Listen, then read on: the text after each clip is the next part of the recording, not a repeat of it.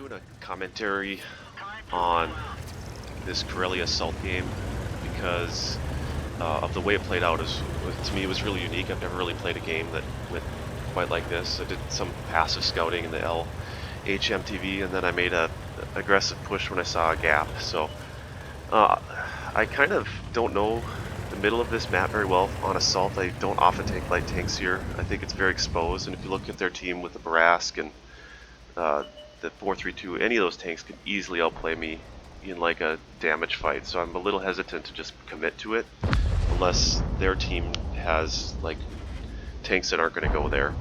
And so you can see if I would have committed to the middle, I'd already be dead. And so part of this, honestly, at the beginning of the game, I wasn't like paying that close of attention. When I started driving, then I looked at the team list a little better, and I was like, whoa, wait a second, I'm not going to commit. So I see these guys taking damage, and I don't really feel safe there anymore, even though I would have probably been pretty good in that bush for quite a while.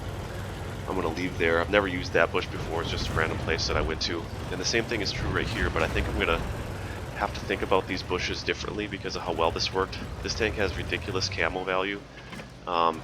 With low noise exhaust, I got it to 44%, so I can move within about 300 meters of any tank, and they just can't see me. I've got optics and commander's vision system on this. So you can see the Barask right beside me got killed. So again, I don't feel super safe right here. It's more that I'm protected from most of their tanks with vision. The interesting thing here too is, so the way the middle's playing, I feel like we've got it, but the low and the WZ down there, they're in pretty significant danger. There I spotted the Indian Panzer. He must have shot from up on that perch. He's basically at max view range for me, and I was able to catch him out and get a whole bunch of spotting just right there.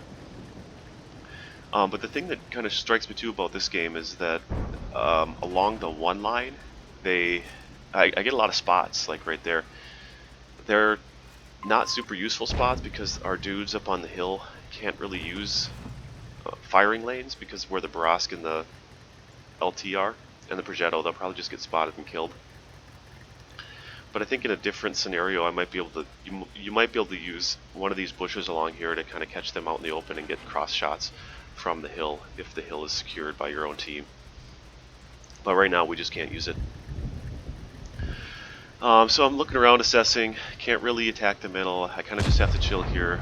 I'm checking to make sure, because we got a VK and an IS-3. I expect those tanks are going to lose if they kind of get into close quarters. I'm getting trolled by the gun elevation right here on this tank, so I have to turn it around.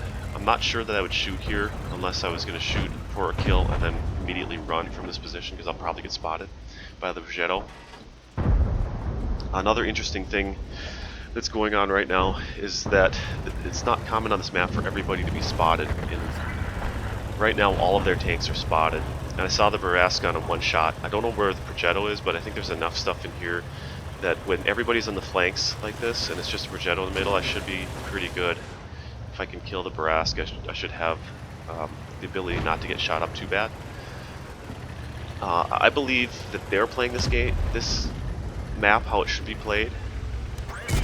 You want to really control the corners if you're defending on this, and subsequently then you want to win the corners if you're attacking it, because then you can get map control. So I'm not sure where the Progetto is, but I feel like it's time to make a play. And I've got so many tanks on the hill now that if I spot him, I should be good. But in a way, I almost don't want to spot him. I kind of want to get behind these guys, and I'm looking. The reason I make the decision I do right here is I feel like on the like A8 area, I feel like we've got it taken care of. We've got so many tanks there, but I feel like the one like K1 area is getting beat up, and that I need to assist that side of the map. So I stumble across these two tanks here. I guess we don't have firing angles on them. This is probably not a great poke right here. I should be turned around to hide the long front of my tank. Spotted, not surprised. I'm going to get out of here, try to keep those guys at distance, use the rockets cover as I leave. Again, their heavies are really engaged. I don't think they're going to stop and shoot me. But hopefully, now that I couldn't cross the map, I can come back to this and help these free up resources by killing these guys. And again, I'm controlled by the gun elevation right there. I had to turn my tank in line with it because the gun elevation is better directly over the front of this vehicle, and it's really bad off the sides and the back. So just backing up here, making sure that I stay out of distance for them spotting me. I'm just going to take kills first and easy shots first. Side of the turret to the lowest here, what I take. This gun has unbelievably bad DPM. The pen is actually really good on the, it's like 250 pen, APCR pen, and it's like 225 I think AP. So some of those maybe were needless. You can see here that I was wrong, and the K1 area actually did manage to make it. I was actually worried about the Progetto and the 274 coming up to flank me, so I kind of expect here that they're going to be together. I would find it atypical for the object to be over here with the E4. The E4 is down in this dip and he's stuck. He can't really leave it without getting all shot up. So that was kind of, I was thinking, oh, I should be able to, he's not going to be looking my way at all. I should be able to get some free shots here.